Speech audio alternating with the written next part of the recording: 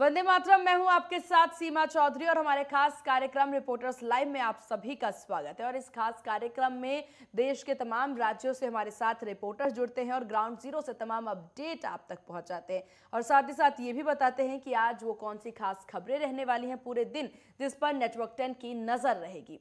लेकिन reporters live कार्यक्रम की शुरुआत करेंगे, लेकिन इस बीच एक बड़ी खबर आपको बता दें।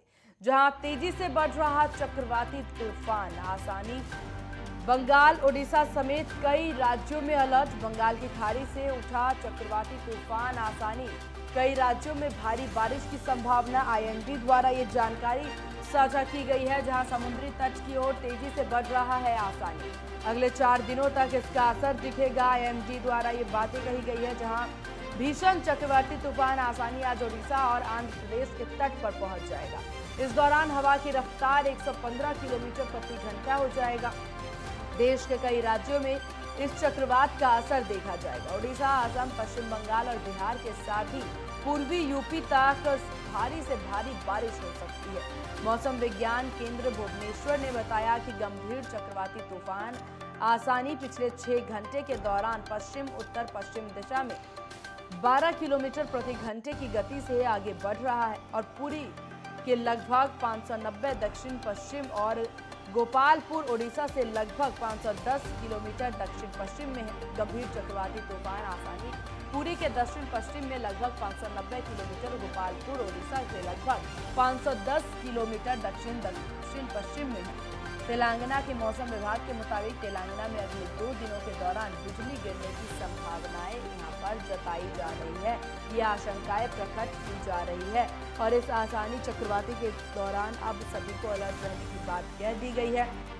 और जैसे ही ये चक्रवाती तूफान शुरू हुआ है, खासकर कि बिहार, पश्चिम बंगाल जैसे जो राज्य हैं, उनमें सबसे ज्यादा संकट बरपता नजर आता है। और ऐसे समय तो बहुत जरूरी हो जाता है कि ये जो राज्य हैं वो काफी सचेत रहें, यहाँ जो लोग रह रहे हैं वो काफी सचेत रहें और ऐसे में अपने आप को, अपने बचाव के लिए तमाम जो तैयारी है वो भी करना जरूरी है। हालांकि सरकार द्वारा पूरी यहाँ पर एहतियाती कदमों का निर्देश दे दिया गया है और बहुत ज़रूरी है ऐसे में कि पश्चिम बंगाल और बिहार जैसे राज्यों के जो प्रधान हैं, जो मुख्यमंत्री हैं, वो खासा ध्यान इस बात का रखें कि जनता तक इस तरह के तूफान के समय पर जो संकट बरपते नजर आती है, हमेशा से वो संकट ना बरपते नजर आए। और ऐसे में बहुत ज़रूरी है कि उड़ीसा, पश्चिम बंगाल जैसे राज्य समेत तमाम जिन्हें अलर्ट मोड पर रखा गया है वो अलर्ट ही रहे, लापरवाही ना बरते, क्योंकि कई राज्यों में भारी बारिश की संभावनाएं भी आईएमडी द्वारा जाहिर की गई है और ये बारिश काफी ज्यादा भयावह भी हो सकती है। इस बारिश से कई सारे नुकसान भी देखने को मिल सकता है। वहीं तेलंगाना की अगर इस बीच बात कर ली जाए तो तेलंगाना में अगले 2 दिनों के दौरान बिजली गिरने की संभावनाएं जताई गई है कि तेलंगाना में अगले 2 दिन के अंदर कभी भी बिजली गिर सकती है। सभी को लेकर के सभी में खौफ ना उत्पन्न हो और लोगों को आश्वासन दिया जा रहा है कि बस सचेतता से रहने की जरूरत है। समुद्री तट की ओर से ये जो चक्रवाती है आसानी बहुत तेजी से बढ़ता नजर आ रहा है।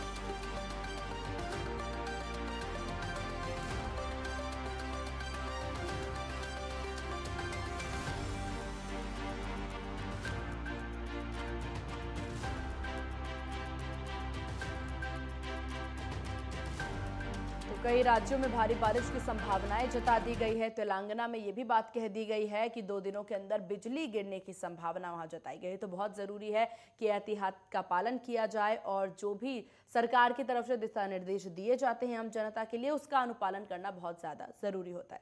और चलिए अपने कार्यक्रम की ओर रुख करते हैं, जहां रिपोर्टर्स लाइव में हमारे साथ देश के तमाम राज्यों से रिपोर्टर्स जुड़े हैं और वो बताएंगे आज क्या कुछ खबरें खास उनके प्रदेश में रहने वाली है। तो इसी बीच छत्तीसगढ़ से हमारे संवाददाता अनिल नेताम हमारे साथ जुड़ गए। अनिल, क्या कुछ खास आज दिन भर रहने वाला है? जी बिल्कुल, आज जो छत्तीसगढ़ में जो है खास खबरों की बात करें तो मुख्यमंत्री भूपेश बघेल का जो भेंट मुलाकात कार्यक्रम है वो लगातार जारी है। जैसे कि हमने देखा, कल मुख्यमंत्री भूपेश बघेल अपनी भेंट मुलाकात कार्यक्रम को बीच में छोड़कर कि जिनको दिल्ली जाना पड़ा था, क्योंकि वहाँ पर जो पीडब्ल्यूसी की जो बैठक है, उस बैठक में जो बघेल को शामिल होना था, इसलिए वो गए थे और देर रात वो वापस रायपुर राजधानी लौट आए हैं, जहाँ पर आज ना मुलाकात कार्यक्रम है। इसके दौरान आज जो है सरगुजा जिले के इंदिरा विहार पहुंच जाएंगे, जहाँ पर योजनाएं हैं उनकी समीक्षा, विकास कार्यों की समीक्षा वहाँ पर की जाएगी। हम लोगों से बात जो करेंगे। बिल्कुल अनिल, काफी कुछ खास आज रहने वाला है। इसी के साथ अगर देखा जाए छत्तीसगढ़ में और भी खबरों पर नजर डाला जाए, मुख्यमंत्री के कार्यक्रम के अलावा और भी क्या कुछ खास यहाँ रहने वाले हैं? मुख्यमंत्री के कार्यक्रम के अलावा और खास खबरों की बात करें तो जो है बीजेपी की बात कर लेते हैं। बीजेपी जो है मुख्यमंत्री भूपेश बघेल के जो सरकार है उसके द्वारा जो है धरना प्रदर्शन को लेकर जिस तरह से कानूनें जो लाई गई हैं कि नया रायपुर में शिफ्ट कर दिया जाए, जिसको लेकर बीजेपी जो है कांग्रेस को घेरने की फिराक में है और 16 मई है उस पर जो है एक बड़ा कार्यक्रम करने का आयोजन है। बीजेपी का जेल भरो आंदोलन किया जाएगा, जिसमें पूरे बीजेपी बॉडी जो है वो पूरे जोर से अपनी विरोध दर्ज कराएगी और कह रही है, बीजेपी के द्वारा ये कहा जा रहा है कि जो है लोगों की आवाज जो है उसको दबाने की कोशिश कर रही है कांग्रेस सरकार, जो कि इस तरीके से नहीं होना चाहिए। धरना प्रदर्शन से जो अलग जगह शिफ्टिंग की बात की गई है, जिसे लेकर बीजेपी जो है पूरे जोर पे कांग्रेस को घेरने की तैयारी कर रही है। बिल्कुल, और बहुत जरूरी है। प्रदेश में देखिए जो आपने खबरें बताई उस पर दिन भर नजर बनी रहेगी। इसी के साथ अगर मौसम की बात आज की कर ली जाए तो किस तरह से आज का मौसम रहने वाला है और अभी तक कैसा माहौल? जी, मौसम की बात कर ली जाए तो मौसम जो है छत्तीसगढ़ में कुछ राहत है। कुछ इलाकों में खासकर बस्तर को देखें तो बस्तर में तापमान थोड़ी कम है पहले की तुलना में, और बाकी जो है अगर जो जिले हैं उनकी बात करी जाए तो खास करके जो है राजधानी रायपुर है, वहाँ पर जो है तापमान में काफी अधिक तापमान है, जहाँ पर 44 डिग्री के आसपास जो है तापमान बढ़ जाती है, जिससे गर्मी काफी अधिक है। लेकिन वहीं पर यदि बस्तर संभाग की बात करें तो वनांचल क्षेत्र होने की वजह से यहाँ पर जो है तापमान में गिरावट है और मौसम जो है यहाँ पर उतनी ज्यादा तेज नहीं है बस्तर में। बिल्कुल, और देखिए जिस प्रकार से यहाँ पर अनिल अगर बात कर ली जाए मौसम की, आपने बताई बिजली संकट भी खास तौर पर देखने को मिलता है और हर रोज ये सवाल हम खड़ी करते हैं कि बिजली का संकट किस प्रकार से इस प्रदेश में। छत्तीसगढ़ की बात कर ली जाए, बिजली का संकट अभी भी वहां बना हुआ है या इससे निजात लोगों को मिल गया? जी, छत्तीसगढ़ में देखिए बिजली संकट होती है तो नहीं है, फिर भी गर्मी जैसे आते हैं वैसे बिजली कटौती की बात सामने आती रहती है। हमने देखा है कि जो है बिजली की आपूर्ति जो है गर्मियों के दिनों में काफी कम हो जाती है और लोग क्या है बिजली कटौती से गर्मी के दिन में खासकर परेशान रहते हैं। खासकर देखे तो बिजली की समस्या हमेशा आती रहती है, लेकिन बिजली जो है आपूर्ति यहाँ पर जो है परिपूर्ण किया जा रहा है, उतनी ज्यादा समस्या नहीं हो रही। फिर भी गर्मियों के दिनों में बिजली कटौती की समस्या लोगों को आती रहती है। बिल्कुल, और जिस प्रकार से देखिए छत्तीसगढ़ की और हमने रुक किया, आप चलिए रुक करते हैं दिल्ली की और, जहां दिल्ली से हमारे साथ रोनित बने हुए हैं। रोनित, क्या कुछ खास आज दिल्ली में? जी, मैं आपको बताना चाहूंगा इस वक्त मैं मौजूद हूँ राजधानी दिल्ली के मंगोलपुरी वाई ब्लॉक इलाके के अंदर और मेरे पीछे आप देख सकते हैं कि बुलडोजर यहाँ पर खड़ा है। जो डेमोलिशन है लगातार जो है वो जारी है, अभी यहाँ पर स्टार्ट यहाँ पर होने वाला है और जितनी भी मार्केट्स हैं यहाँ पर जिन्होंने अवैध कब्जा यहाँ पर था उनको ही तोड़ाफोड़ी यहाँ पर की जाएगी। और ज्यादातर मैं बताना चाहूँ तो पहले ही लोगों को इत्तला कर दिया गया था इस बारे में कि अपनी जो भी उन्होंने जिस जगह पर उन्हें अवैध कब्जा कर रखा है उन जगहों को खाली कर लिया जाए।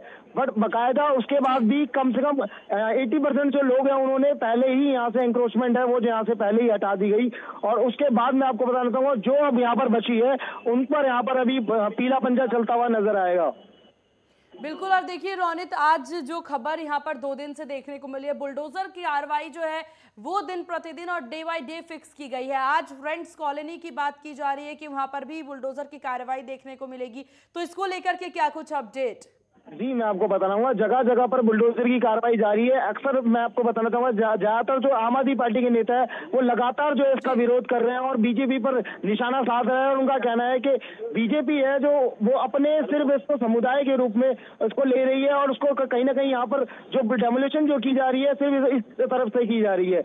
और यही मैं आपको बताना चाहूँ कि दिल्ली के अंदर अगर देखी जाए तो बहुत जगह पर एंक्रोचमेंट नजर आती है, जिस वजह से कई बार एम्बुलेंस भी फंस जाती है। जाम दिल्ली के अंदर लगा रहता है लगातार और पेट्रोल की खपत भी बहुत ज्यादा होती है, जिस वजह से दिल्ली का प्रदूषण लेवल भी लगातार दूषित होता जा रहा है।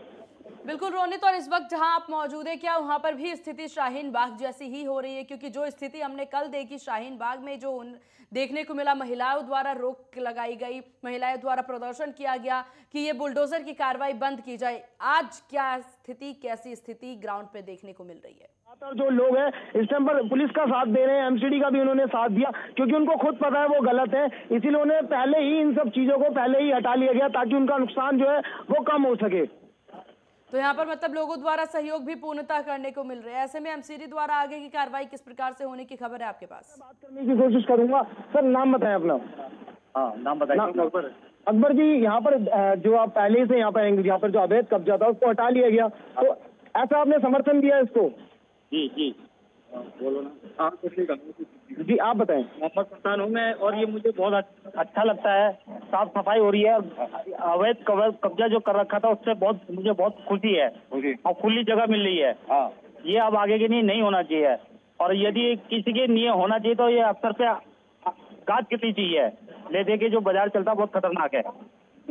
जी, जैसे कि हमने लोगों से यहाँ बात की, लोगों यहाँ समर्थन में नजर है, और जगह की तरह लोगों ने यहाँ विरोध नहीं किया कि यहाँ पर जो एनक्रोचमेंट की जा रही है। लोग साथ हैं जो है एमसीडी के और साथ ही पुलिस के, और वो कह रहे हैं लगातार कि इसको हम साथ देंगे, और ये हमें अच्छा लगा कि यहाँ पर अब खुली रोड होगी, और साथ ही यहाँ पर कोई जाम और किसी और प्रकार की जो स्थिति बिगड़ने वाली संभावना है वो नहीं रहेगी।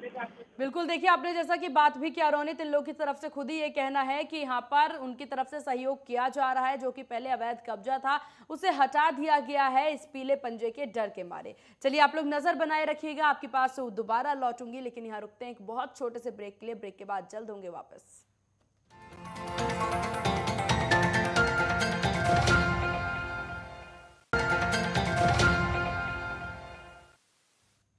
तो रिपोर्टर्स लाइव कार्यक्रम में एक बार फिर ब्रेक के बाद आप सभी का स्वागत है। और चलिए फिर एक बार और रुक करते हैं रिपोर्टर्स की ओर, जहां आज पंजाब से हमारे साथ ईशा ठाकुर बनी हुई हैं। पंजाब में क्या कुछ आज खास रहने वाला है ईशा?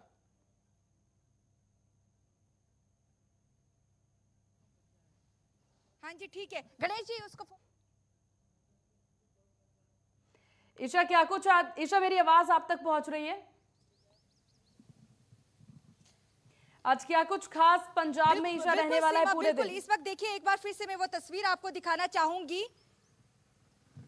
जी बिल्कुल, देखिए अगर हम बात करें पंजाब की, जिस तरीके से हमने देखा कि पंजाब इंटेलिजेंस हेडक्वार्टर में बीती शाम जिस तरीके से आरपीजी से हमला किया गया, ब्लास्ट किया गया, आतंकी घटना का अंजाम यहां पर देने की कोशिश की गई।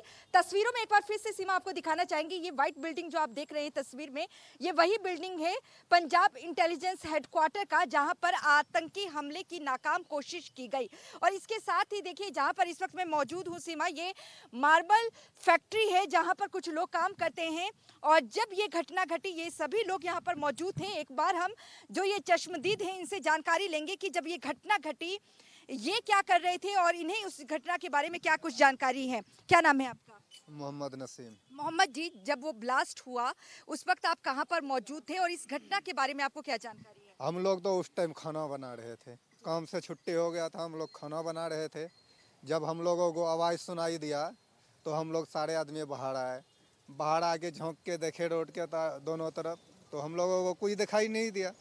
हम लोग सोचे कि कहीं पे कुछ ब्लास्ट होगा, टायर वायर सिलेंडर वलेंडर कुछ होगा, तो हम लोग फिर अपने अपने काम पे लग गए। कोई खाना बनाने के लिए चले गया, कोई आगे बैठ गया। तो उसके बाद हम लोग यहीं पे बस बैठे रहे। उसके 15 अगर आवाज की बात करी धमाके की, कितनी जबरदस्त थी? आवाज़ तो इतना तगड़ी था कि कम से कम 2.5-3 किलोमीटर से ऊपर ही इसका आवाज़ जा सकता है, जितना तगड़ी आवाज़ था। जब आप लोग बाहर आए कोई आपको नजर आया इस हेडक्वार्टर के आसपास?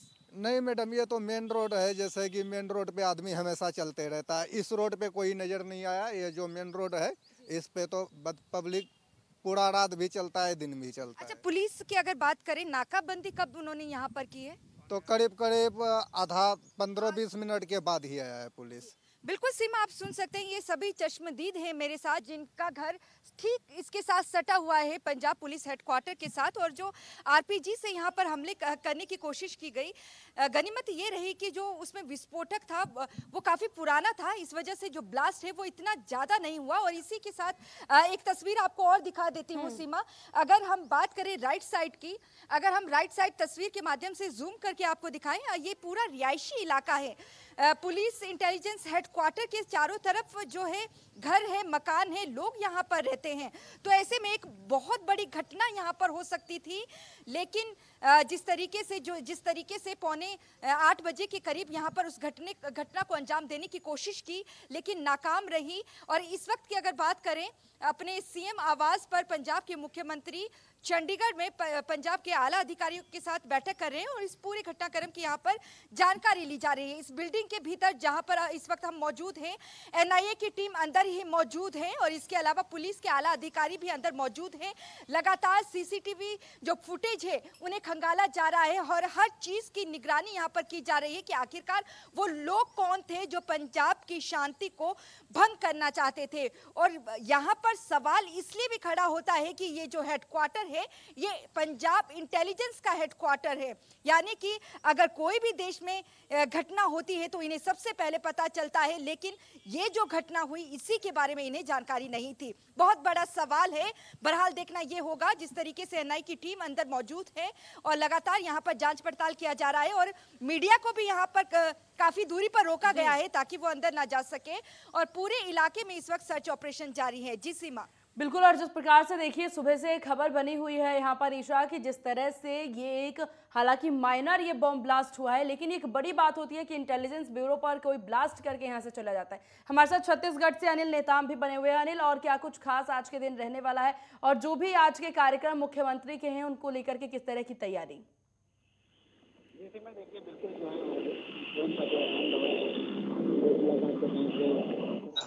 बिल्कुल विधानसभा में जाएंगे जहाँ पर मुलाकात कर जो उनकी समस्याएं सुनेंगे और समस्याओं को निराकरण करने की कोशिश भी वहाँ पर की जाती है और तुरंत ही यदि कुछ अधिकारियों की शिकायत भी मिलती है तो उनको उन पर तुरंत कार्रवाई के निर्देश मुख्यमंत्री भूपेश बघेल के द्वारा दिए जाते हैं। तो वहीं प्रदेश में एक जो और अहम खबर है वो है जो कि शासकीय जो निर्माण कार्य हैं उन पर जो है अभी फिलहाल रोक लग गई है, क्योंकि जो ठेकेदार है, जो जितने भी कॉन्ट्रैक्टर हैं, उनका महंगाई का मार उन पर भी पड़ रहा है और महंगाई की वजह से उन्होंने सब एकजुट होकर जो है जितने भी शासकीय निर्माण कार्य है उन पर रोक लगा दी है। और जब तक जो है सीएम से बात नहीं होती, जब तक उनको जो महंगाई से राहत नहीं मिलती, जो प्रमुख मांगे हैं, जब तक उन मांगों को नहीं मिलता तब तक भी निर्माण कार्य भी फिलहाल के बंद किए। बिल्कुल बिल्कुल। और चलिए ईशा ठाकुर हमारे साथ बनी हुई हैं लगातार। ईशा, अगर सुरक्षा की बात कर ली जाए इस बीच, क्योंकि अब जिस तरीके से ब्लास्ट हुआ है उसके बाद सुरक्षा और भी ज्यादा कड़ी कर दी गई होगी, किस तरह की सुरक्षा देखने को मिल रही है और पुलिस कितना अलर्ट इस वक्त नजर आ रही है?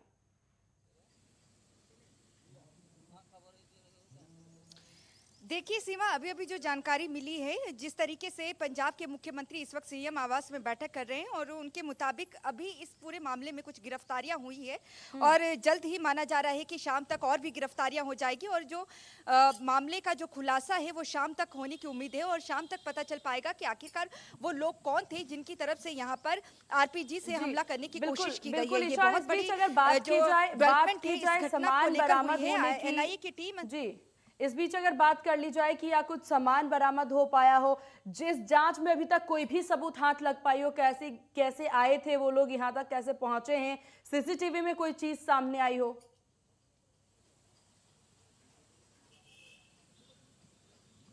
देखिए सीमा, इस पूरे मामले को लेकर अभी तक जो पुलिस के अधिकारी है कुछ भी कहने से बचते नजर आ रहे हैं। बस उनकी तरफ से ये जरूर कहा गया है कि जो घटना है शाम 7:45 में हुई है और उनकी तरफ से बाकायदा ये जरूर कहा गया है कि ये मामूली घटना है और उनकी तरफ से हालांकि इसे नकारा नहीं गया है कि आतंकी घटना से संबंधित हो सकता है या नहीं, लेकिन इस वक्त की जो डेवलपमेंट है उसके मुताबिक कुछ गिरफ्तारियां हो चुकी है। आखिरकार वो कौन लोग थे इसके बारे में अभी खुलासा यहाँ पर नहीं किया गया है और कहा जा रहा है कि शाम होते होते कई बड़े खुलासे होंगे और उसके बारे में जानकारी भी शायद मीडिया को साझा की जा सके। बिल्कुल, और तो ऐसे में ये देखना होगा कि आखिरकार ऐसे कौन से लोग थे जिनकी तरफ से जो इंटेलिजेंस हेडक्वार्टर है उसे निशाना बनाया गया। बिल्कुल, और इसी पर दिन भर नजर भी बनी रहेगी कि ऐसी घटना हुई तो आखिर क्यों हुई। इस बीच हमारे साथ उत्तराखंड से ज्ञानेंद्र तिवारी हमारे संवाददाता बन गए। ज्ञानेंद्र, क्या कुछ खास आज उत्तराखंड में रहने वाला है खबरों के लिहाज से, जिस पर दिन भर नेटवर्क 10 की नजर टिकी रहेगी? देखिए, अगर हम खास तौर पे अगर उत्तराखंड की बात करें तो ऐसे में चार धाम को लेके अगर हम देखें, जिस तरीके से चार धाम में अभी हमने देखा कि जिस तरीके से 3 तारीख से चार धाम यात्रा की जो शुरुआत है वो हुई, गंगोत्री यमुनोत्री की कपाट खुले, 6 को केदारनाथ के कपाट खुले, 8 को बद्रीनाथ के कपाट खुले और आज जिस तरीके से अभी तक 1.5 लाख लोगों ने चार धाम क्षेत्र में दर्शन कर चुके हैं 1.5 लाख श्रद्धालुओं ने। और ऐसे में लगातार जिस तरीके से जो श्रद्धालुओं की संख्या है चारधाम क्षेत्रों में देखी जा रही है, भारी संख्या में जो श्रद्धालु हैं केदारनाथ, बद्रीनाथ समेत चारों धामों में पहुंच रहे हैं और एक उत्साह उत्तराखंड के अंदर पर्यटकों के श्रद्धालुओं के आने पे आम जन के बीच भी देखने को मिल रही है। ऐसे में प्रशासनिक तौर पे व्यवस्थाओं को लेकर कहीं ना कहीं जोर दिया जा रहा है। सरकार की तरफ से ये निर्देश दिए गए हैं अधिकारियों को कि किसी भी प्रकार की जो दिक्कत है वो जो श्रद्धालु हैं उनको न हो, क्योंकि हमने देखा किस तरीके से लगातार जो श्रद्धालुओं की संख्या बढ़ रही थी केदारनाथ में या बद्रीनाथ में, जो निर्धारण था समय जो संख्या होती है कि एक दिन में इतने यात्री वहां पहुंच सकते हैं, रहने की ठहरने की जो व्यवस्थाएं हैं उसके अनुसार, उससे ज़्यादा जो श्रद्धालु हैं वो इन क्षेत्रों में पहुंच रहे हैं। ऐसे में ये एक अच्छा मैसेज है उत्तराखंड के लिए। लेकिन व्यवस्थाओं के लिहाज से अगर हम देखें तो सरकार को इन व्यवस्थाओं को और बढ़ाने की उन क्षेत्रों में आवश्यकता है, चाहे वहाँ लोगों के ठहरने की व्यवस्थाएं हैं या फिर वहाँ बिजली पानी की व्यवस्थाएं हैं, क्योंकि हमने ये भी देखा चारधाम क्षेत्रों में कि बिजली की समस्या किस तरीके से वहाँ देखने को मिली। तो इन व्यवस्थाओं को दुरुस्त करने की आवश्यकता है और इसके अलावा स्वास्थ्य व्यवस्थाओं को और जो है चुस्त करने की आवश्यकता है, बढ़ चढ़ के स्वास्थ्य व्यवस्थाओं को जगह जगह उपलब्ध कराने की आवश्यकता है। ये जो कहीं ना कहीं हमने देखा चारधाम क्षेत्रों में ये महसूस किया गया कि जो स्वास्थ्य व्यवस्था है उसकी और आवश्यकता है। और ऐसे में हमने ये भी देखा है कि जिस तरीके से विपक्ष की तरफ से लगातार इस मसले को लेकर उठाया गया, कांग्रेस प्रदेश अध्यक्ष ने चारधाम में जिस तरीके से जो व्यवस्थाएं हैं उसको लेकर सरकार पे हमला बोला और साफ तौर पे उनकी तरफ से नाराजगी भी जाहिर की गई कि चारधाम क्षेत्रों में जो व्यवस्थाएं हैं वो नहीं है और सरकार इसमें जो है वो ढिलाई कर रही है। तो ये चारधाम को लेके अगर हम देखें तो लगातार जिस तरीके से संख्या श्रद्धालुओं की बढ़ रही है एक अच्छा मैसेज है पूरे प्रदेश भर के लिए। दूसरी तरफ अगर हम देखें जिस तरीके से नेपाल में जो निकाय चुनाव हो रहा है उसको देखते हुए उत्तराखंड से जो बॉर्डर इलाके हैं, पिथौरागढ़ जो जिला है, जो सटा हुआ इलाका है, इन इलाकों को सील करने के जो निर्देश हैं वो दिए गए हैं और जिसके बाद से ही इन इलाकों में जो बॉर्डर्स एरिया हैं वहाँ जो आवाजाही के मार्ग थे उनको सील कर दिया गया है अगले 72 घंटे के लिए। यानी कि अगले 72 घंटे जो है नेपाल जो कोई जा नहीं सकता और ना ही उधर से कोई व्यक्ति उत्तराखंड में यानी कि भारत में एंट्री नहीं कर सकता है। ये प्रतिबंध जो है अगले 72 घंटे के लिए भारत और नेपाल के सीमा पे जो उत्तराखंड से सटा हुआ इलाका है वहाँ लगाया गया है। इसके अलावा अगर हम देखें तो मौसम विभाग ने भारी बारिश की जो संभावनाएं हैं वो खास तौर पे 4 जिलों के लिए कहीं ना कहीं जारी किया है येलो अलर्ट के रूप में। और देखा जाए तो चमोली, उत्तरकाशी, पिथौरागढ़ और रुद्रप्रयाग जिलों में जो भारी बारिश की जो संभावनाएं हैं वो व्यक्त की गई हैं। और ऐसे में हमने ये भी देखा है कि पूरे देश भर में जिस तरीके से चक्रवाती तूफान की कहीं ना कहीं संभावनाएं मौसम विभाग से जो जारी किया गया है उसके अनुरूप पहाड़ी इलाकों में कुछ जगह जो है तूफान का कहीं ना कहीं असर देखने को मिल सकता है। हालांकि मैदानी इलाकों की अगर हम बात करें जो मौसम विभाग की तरफ से बताया गया है कि जो मैदानी इलाके हैं देहरादून, हरिद्वार, उधम सिंह नगर, ये मैदानी इलाकों में तापमान बढ़ने की जो संभावनाएं हैं इस दौरान देखी जाएगी। अभी तक हमने देखा कि 37 सेल्सियस जो तापमान है वो अभी तक देखने को मिला था कल तक, लेकिन इन तापमानों में बढ़ोतरी होने की जो संभावनाएं हैं वो मौसम विभाग की तरफ से जारी की गई हैं। इसके अलावा अगर हम बात करें उपचुनाव की, अगर हम बात कर लें तो जिस तरीके से कांग्रेस के अंदर आज उपचुनाव में नामांकन प्रक्रिया को लेकर जिस तरीके से डिस्कस होना है, क्योंकि जो कांग्रेस की प्रत्याशी हैं उनकी तरफ से नामांकन करना है और ऐसे में कांग्रेस के जो दिग्गज नेता हैं, प्रदेश अध्यक्ष हैं करण मेहरा और तमाम ऐसे पदाधिकारी हैं जिनके बाद डिस्कशन होना है और जो रणनीतियां हैं उपचुनाव को लेकर उस पर आज जो मंथन है पार्टी कार्यालय में उनकी तरफ से किया जाना है। खुद मुख्यमंत्री जो हैं वो चुनाव में उतरने वाले हैं तो इस पर सबकी नजरें टिकी रहेगी। आप सभी का बहुत शुक्रिया ग्राउंड जीरो से तमाम अपडेट और तमाम रिपोर्ट्स, तमाम खबरें बताने के लिए कि किस पर आज दिन भर नेटवर्क 10 की नजर रहने वाली है। फिलहाल इसी के साथ इस खास कार्यक्रम में बस इतना ही। बने रहिए नेटवर्क 10 के साथ। जय हिंद।